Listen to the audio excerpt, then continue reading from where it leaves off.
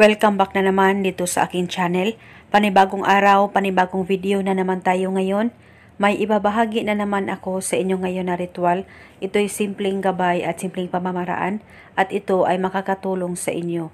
At kung bago sa channel ko, ay huwag niyo pong kalimutang mag-subscribe at pindutin ang notification bell para palagi kayong updated sa mga bago kong videos.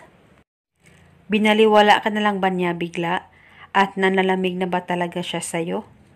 Gusto mo ba na iisipin ka niya?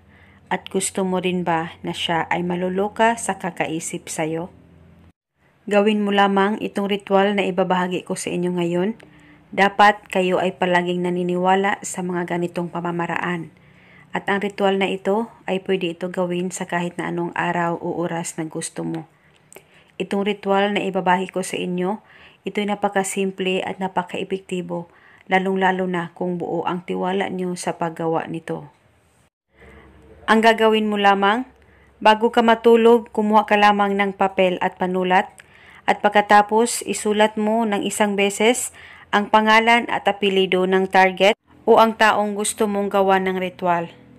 At pagkatapos ay huwag nyo na pong tupiin ang papel, ilagay mo ito agad sa loob ng punda ng unan mo. At nang malagay mo na ito, kunin mo ang unan mo, hawakan mo ito, mag-focus ka, mag-concentrate, ipikit ang mga mata mo at ibulong mo ang spell na ito sa unan mo. Pangalan at apelyido, ikaw ay maluloka sa kakaisip sa akin at ako lang ang iisipin mo sa bawat oras. Ibulong mo lamang ito ng 7 beses.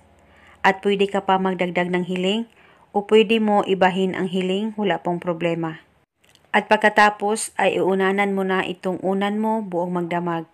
At kinabukasan, pwede mong kunin ang papel o pwede mo namang hayaan ng dyan sa unan mo at unanan mo ito ulit sa tuwing ikaw ay matutulog.